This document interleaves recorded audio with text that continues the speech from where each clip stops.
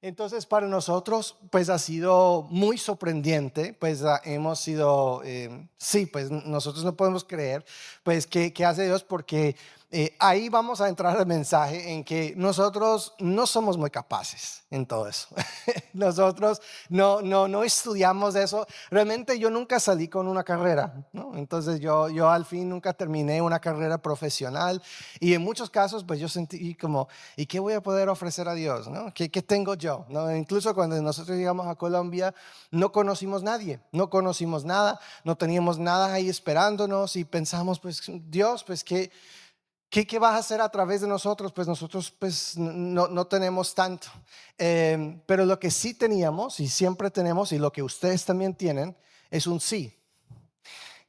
Cuando el Señor nos habla como al interior de nuestros corazones, pues decir sí a ese voz quietico, eso hace toda la diferencia.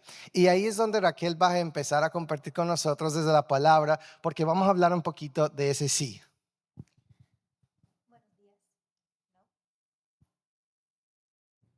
Buenas tardes. Ahora sí, buenas tardes, es cierto. Ya son las 3:30, qué vergüenza. Buenas tardes. Pues nosotros llamamos esta prédica, este mensaje común, porque así es como crece el reino de Dios. No crece desde plataformas ni luces, no crece cuando todo está perfectamente organizado y resuelto.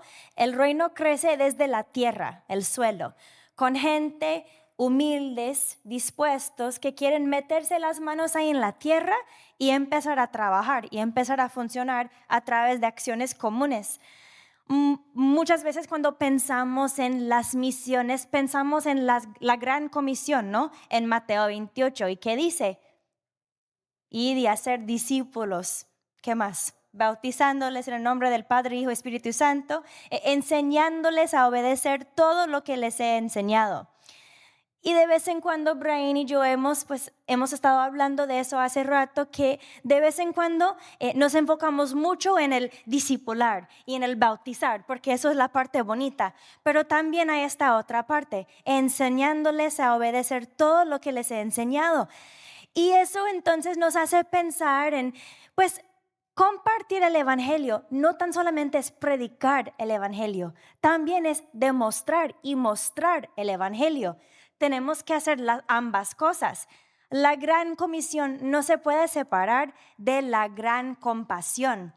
Y Jesús vivió así. Eso me recuerda mucho de Lucas capítulo 8, y si no conocen la historia, pues en otro momento pueden ir a ver toda la historia, pero básicamente una mujer sufría por muchos años de una enfermedad, 12 años por ahí, y con un acto ordinario, un toque, se cambió la vida por completo.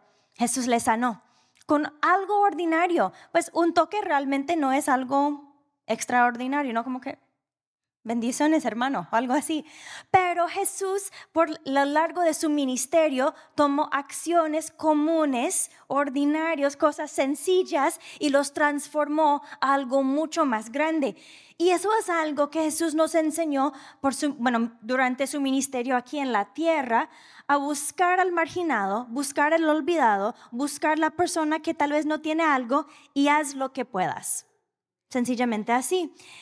Y podemos ayudar a las personas con acciones comunes, y de ahí podemos confiar que Dios va a multiplicar las acciones comunes. Y así es como la esperanza se crece, se multiplica por acciones comunes. Y Brian y yo últimamente hemos estado estudiando Santiago. No sé si han leído Santiago, si no, lo recomiendo, 20 de 10. Excelente el libro.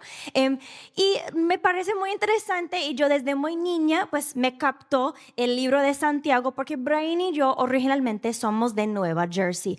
Y si no, pues si no han conocido a Nueva Jersey o Nueva York, tal vez en películas y cosas, la gente cree que ellos son muy directos, muy como que así es la cosa. Así que yo siempre que he leído Santiago, lo he vivido como alguien como muy de Nueva Jersey, muy de Nueva York, como alguien muy directo, alguien que quiere llegar al punto, y sí, no importa si te gusta lo que digo, así es. Y pues antes de que, voy exponiendo en Santiago capítulo 2, les quiero dar un poquitico de historia y contexto de Santiago, porque creo que eso le hace lo que vamos a leer aún más impactante. Primero que todo, pensando en cosas comunes. Santiago era el hermano menor de Jesús. Imagínase siendo el hermano menor del Hijo de Dios. ¿Hay algún hermano menor aquí? No. Los demás hermanos mayores somos los perfectos, ¿no es cierto? Pero me imagino que tal vez para Santiago era un poquitico complicado crecer en la misma casa de Jesús, ¿no? Me imagino pues que tal vez María, aún en sus mejores intentos, en momento de frustración, quedó como Santiago, porque no puede ser como su hermano Jesús, o cosas así, ¿no? Que pues quién sabe, no, espero que no, pero quién sabe. Así que pensando en cosas comunes, gente común, Santiago era un ejemplo así. Otra cosa importante por notar, Santiago no fue seguidor de Jesús hasta que después de la resurrección. Así que Santiago no andaba con su hermano mayor durante sus 3 años de ministerio aquí en la tierra. Y luego Santiago, eventualmente siendo adulto, convirtió en el segundo pastor de la primera iglesia cristiana.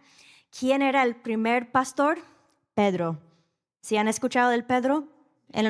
Pedro, que era Pedro, la piedra, la roca, que era como así todo fuerte, apasionado, y de ahí llegó Santiago, común en comparación a este gran Pedro, ¿no? Pero con el tiempo, Santiago se convirtió por ser muy conocido por su sabiduría y discernimiento.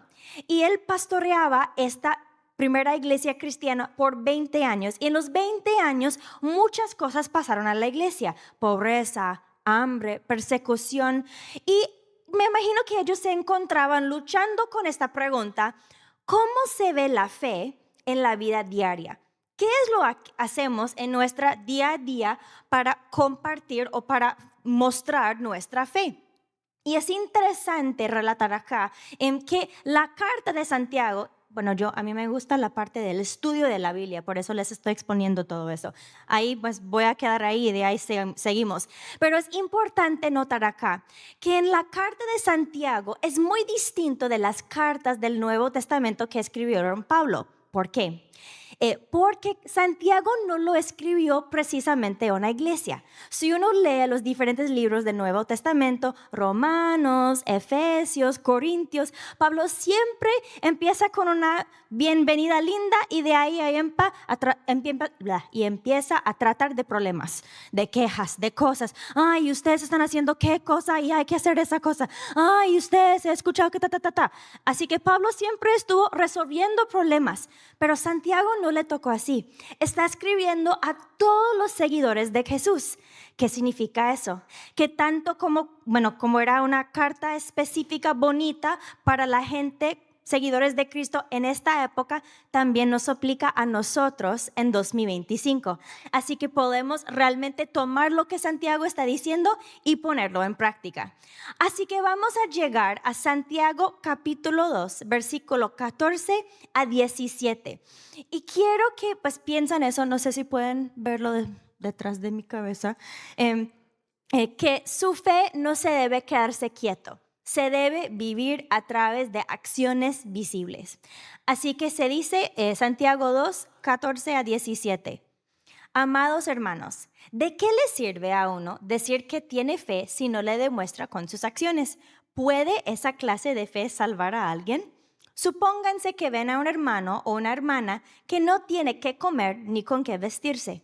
Y uno de ustedes le dice: adiós, que tengas un buen día, abrígate mucho y aliméntate bien.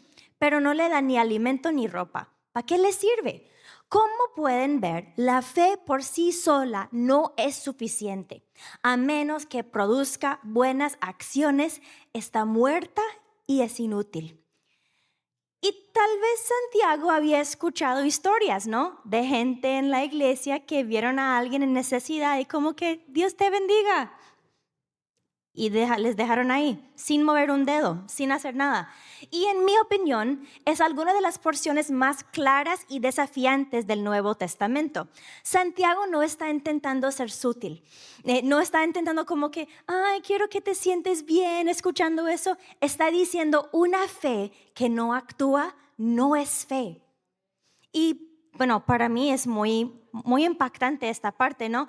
Y es genial porque si uno sigue leyendo, vemos a Santiago intentando anticiparse posibles quejas o excusas de la gente. Y lo que me parece interesante es que realmente Santiago les deja ahí.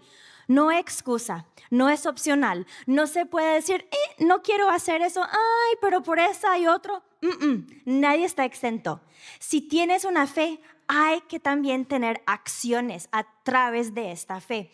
Entonces, así es como podemos vivir la gran comisión en nuestra vida diaria. Brian ahora va a compartir un poquitico, pero vamos a profundizar en dos imágenes que Santiago nos dejó, pero son necesidades comunes, acciones comunes, impacto extraordinario. Sí, es importante aquí que Santiago no está hablando de metáfora. Muchas veces en la Biblia, pues de unas diferentes historias están hablando de metáfora, así que pues investigamos un poquito de qué significa eso.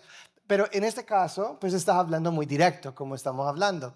Así que nosotros no vamos a ver, pues, qué significa más profundo ahí, sino lo que vamos a ver es que muchas veces nosotros no reconocemos que cuando nosotros digamos que sí a algo, cuando respondemos al Espíritu Santo o cuando respondemos en el nombre de Jesús, una acción común se convierte en algo sobrenatural que está pasando en lo espiritual y se manifiesta de forma sobrenatural. Así que vamos a ver aquí que Santiago está diciendo, si alguien está sin ropa y tú dices abrígate pero no haces nada, ¿de qué sirve eso? Está hablando de literal, de abrigar a una persona.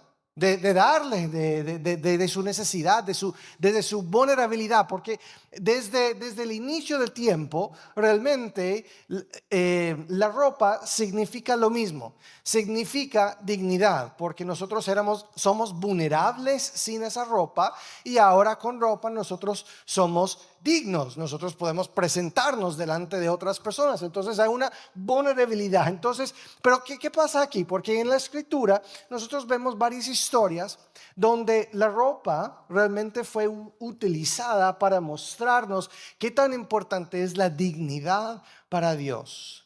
Y voy a ir con uno porque yo lo veo muy interesante, es al inicio de la Biblia en Génesis, ¿no? Porque nosotros nos damos cuenta, ¿cierto? Que cuando Adán y Eva se comen del fruto, ellos se den cuenta de ¿qué? Que son desnudos, ¿no? De inmediato. Es una de las primeras cosas que se den cuenta, que son desnudos. Entonces, ¿qué hacen ellos? Ellos buscan unas hojas y forman una ropa y ellos hacen como una ropa de las hojas de los árboles, ¿no? ¿Y qué pasa? Ahora vamos a ver algo interesante, porque después Dios bajó a caminar con ellos en el huerto, como siempre lo hacía. Y en ese momento, Él se dio cuenta, que ellos se dieron cuenta, que eran desnudos, ¿no? Entonces dijo, pues, ¿qué están haciendo? Y algo pero tan interesante aquí, que ellos ya estaban vestidos con algo. Ya tenían las hojas que les estaban cubriendo. Pero ¿qué hace Dios? Dios les dio una ropa hecha de piel, o sea, cuero. Entonces ellos tenían algo desechable y Dios tenía algo más bonito. Y aquí es donde llega a ser muy interesante, porque ellos acabaron de pecar. Recordamos que en ese momento, pues las leyes todavía no existían, no había perdón para Adán y Eva. Ellos tenían que sufrir las consecuencias, tenían que salir del huerto. Y no había consecración otra vez para Adán y Eva. Ellos ya pecaron, entonces no están justos con Dios. Nosotros hoy en día cuando pecamos, nosotros podemos pedir perdón, podemos arrepentir y ya empezar a vivir otra vez. Así de instantáneamente. Pero Adán y Eva no tenían esa opción. Entonces ahora estamos mirando cómo Dios trata a los pecadores. Porque hay que reconocer algo, todos nosotros somos creación de Dios. Pero solo algunos son hijos de Dios. ¿Sí? Y muchas veces nosotros como cristianos, nosotros queremos tratar a los hijos de tal forma y a los demás de otra forma.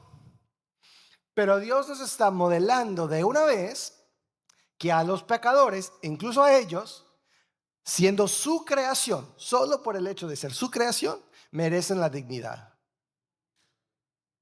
Entonces, cuando nosotros abrigamos a alguien, hay algo sobrenatural. Cuando lo hacemos en el nombre de Jesús, ¿no? En el nombre de Jesús lo hacemos, algo se activa en lo sobrenatural. Y eso es como hacemos ese puente. Es porque los programas que estamos hablando, de los que hacemos en Colombia, funcionan porque se hacen en el nombre de Jesús. Y eso activa algo sobrenatural que crea el puente para que el evangelio sea predicado y mostrado al mismo. Es complementario, no es uno al otro. Hay unos que son del campo de que el evangelio es solo para predicar. Y hay otros que son del campo que el evangelio es solo para mostrar. Son los dos, ¿ok? Y vemos cómo es que Dios trata a su creación y cómo nosotros también debemos tratar a la creación con dignidad. Si nosotros podemos mostrar dignidad a una persona en el nombre de Jesús, estamos creando el puente para poder compartir el evangelio. Y eso empieza con un sí. Cuando el Señor te muestra la oportunidad y tú dices, sí, yo lo hago, yo lo haré. Y eso en el nombre de Jesús cambia todo. Tengo una historia. Nosotros en Colombia, como estaba diciendo, tenemos el programa de empoderamiento de la mujer. Y nosotros cuando terminamos los programas de empoderamiento de la mujer, tenemos una graduación, ¿no? Muchas de las mujeres nunca han participado en un grado en sus vidas. Entonces es algo lindo, que tienen las túnicas, que tienen todo, ¿no? Y que celebramos. Y hay una señora que se llama Marta, y Marta se estaba graduando. Pues la historia de Marta es que Marta es de un pueblo en las afueras de donde vivimos. Pues donde nosotros vivimos no es que hay guerra constante, que hay balas en todas partes. No es así. Sin embargo, cuando uno sale de la ciudad y ya está en zona rural, todos los días puede pasar algo, ¿no? Entonces los grupos armados en muchas áreas, ellos mandan en esas áreas porque el gobierno no tiene una presencia en esos lugares. Entonces, si usted tiene una amenaza de ellos, es muy grave. Y ella y su esposo y su hijo vivían en un pueblo un poquito en las afueras, y ellos eran empresarios. Y bueno, resulta que un día hubo una amenaza de los grupos armados a su familia, y al fin asesinaron al esposo, ¿no? Entonces ahora ella quedaba como una madre soltera, y con esa amenaza pues tenía que huir, tenía que desplazarse. Aquí es la historia de muchos colombianos, que hay muchos colombianos desplazados del conflicto armado. Y usted puede imaginar, pues si usted tiene toda su vida, toda su empresa, toda su casa, toda su familia, y de un momento a otro tiene que salir, es muy difícil recuperar su dignidad, recuperar económicamente, pues saliendo con todo y ahora con nada, pues es muy difícil.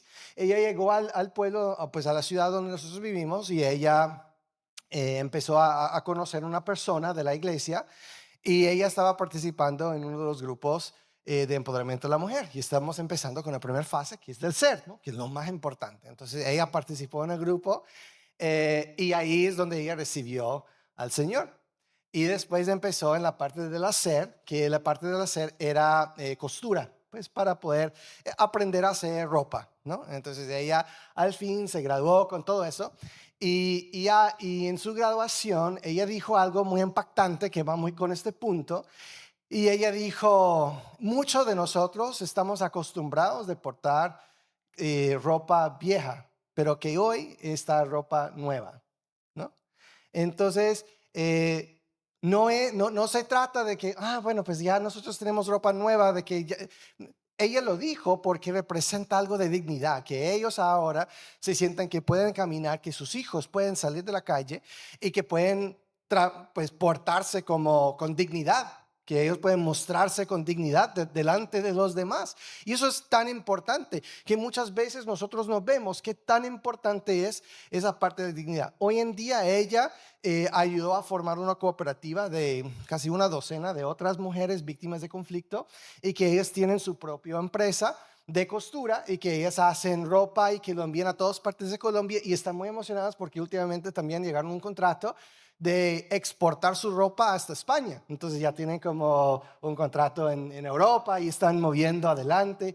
Y eso pasa cuando uno recibe dignidad en el nombre de Jesús, ¿no?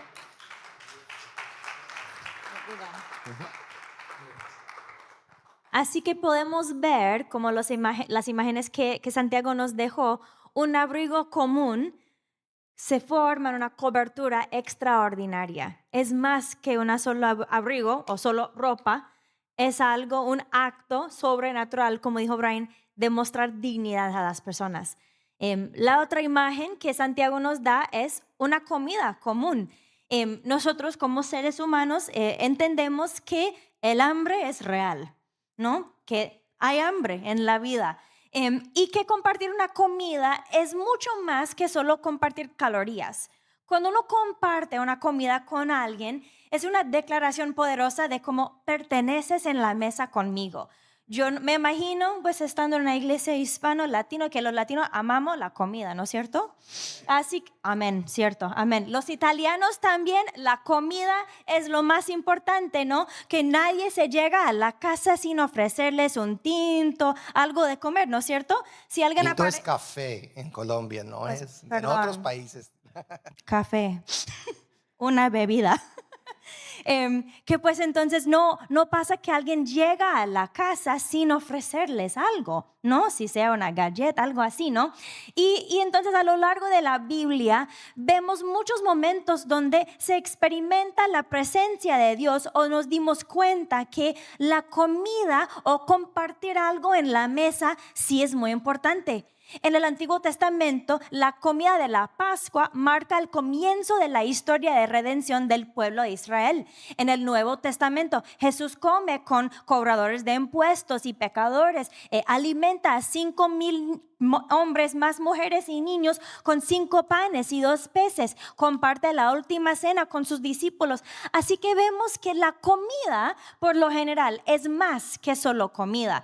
Es una invitación que la fe se convierte en familia, donde extraños se convierten en hermanos, hermanas, estando ahí en la familia. Y el hambre se ve tan similar de literal hambre física que otros tipos de hambre. Hay hambre física. Nosotros estamos muy, bueno, digo yo, somos muy conscientes tanto en Norte Carolina, en Estados Unidos, a las otras partes del mundo, que hay hambre en la vida. Hay niños que hoy en Estados Unidos, tanto como en Colombia, en otros países, se van a acostar esta noche sin haber comido.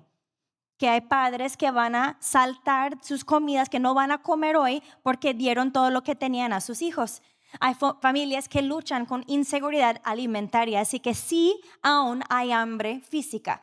También hay hambre emocional. Hay personas que comen solos, sintiéndose desconectadas. No sé si una vez en sus trabajos han visto a gente que comen ahí solitos, que no sienten que pueden compartir con los demás. También hay hambre espiritual. Personas que se ven llenas ahí por afuera, ¿no? Pero hambrientes por dentro, anhelando pertenencia, buscando esperanza, deseando propósito.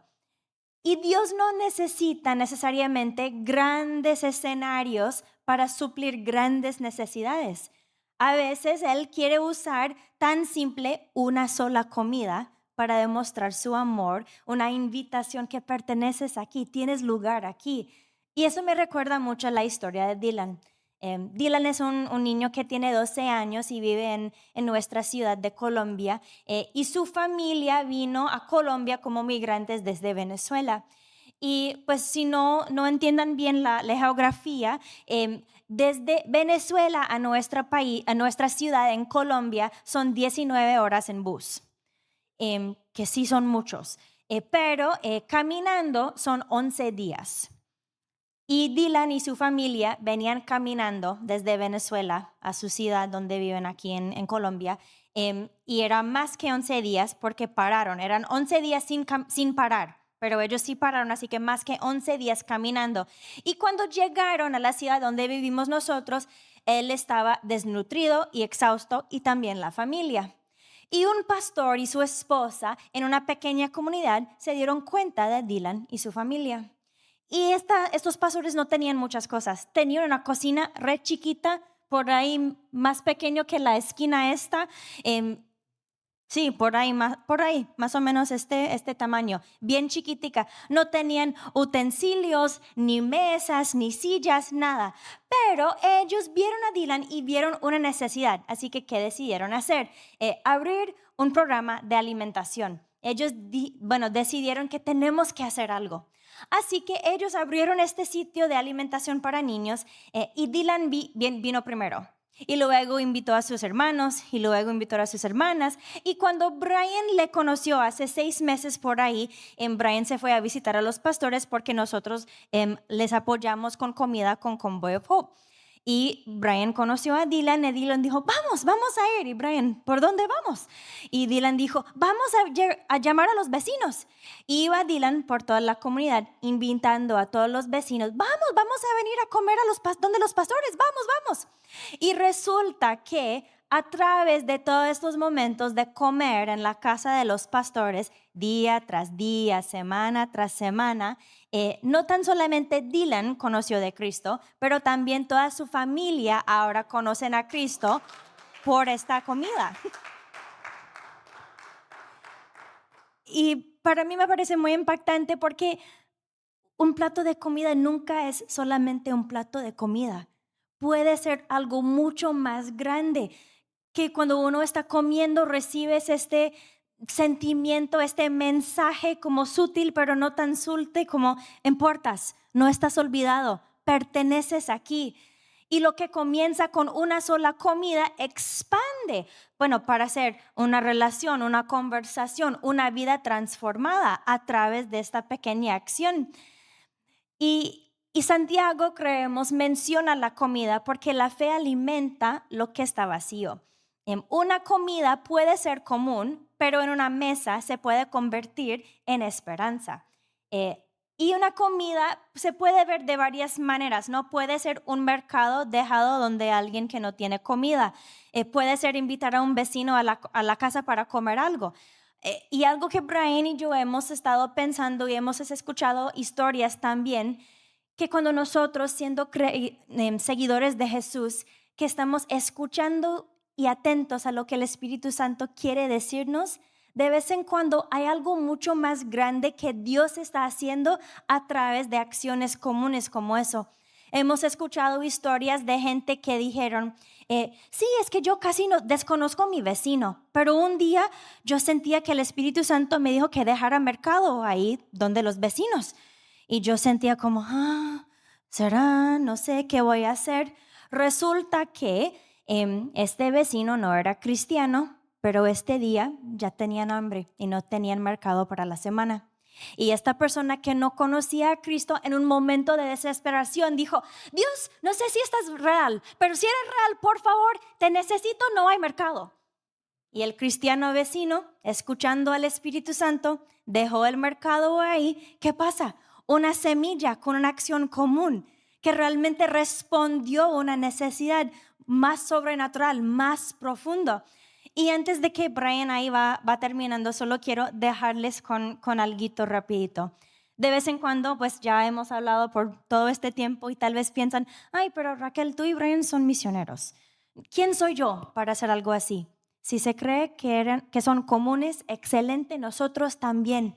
El lugar perfecto para que Dios pueda trabajar es con gente comunes. Lo vemos por lo largo de la Biblia. María era un joven, David era un pastor, Gedeón era tal otra persona.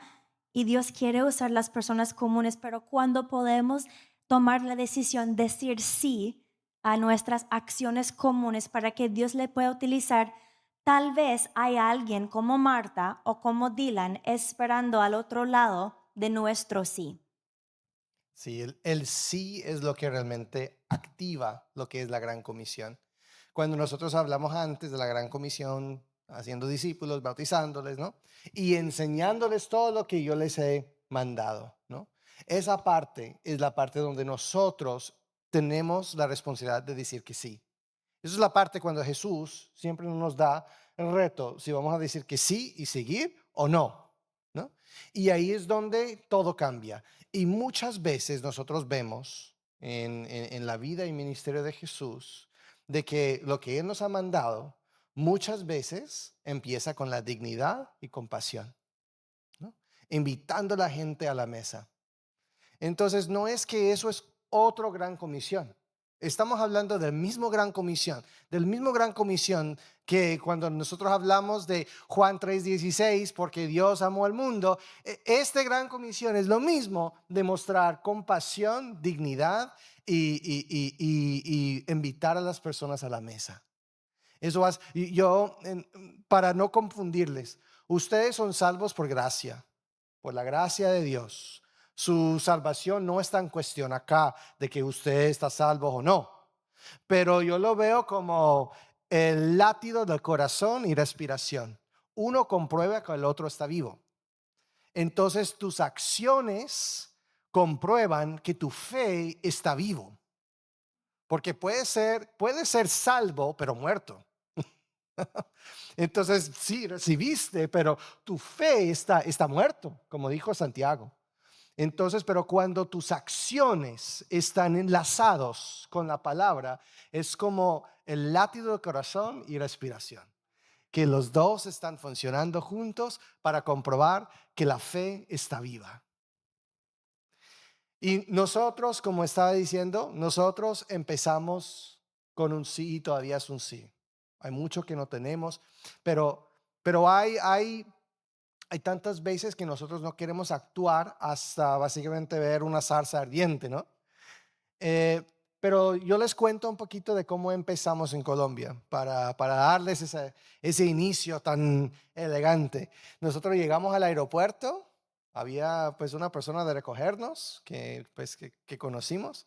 Ahí esperamos ahí en la calle y nadie entró a ayudarnos con nada, no hubo carteles, no, nada, ¿no? Nosotros llegamos ahí como un taxi, ¿no? Y ahí pusimos las cosas, fuimos a un cuarto que fue reservado por nosotros, nos dejaron ahí y ya salieron y nosotros quedamos solos. Y nosotros pues pensamos, bueno, eso es nuestra vida ahora, pues entonces, ¿qué hacemos? Y bajamos y caminamos por la calle, buscamos un restaurante de comer, comimos, volvimos a la casa. No era extraordinario en lo natural. Pero nosotros lo dijimos en el nombre de Jesús, estamos aquí.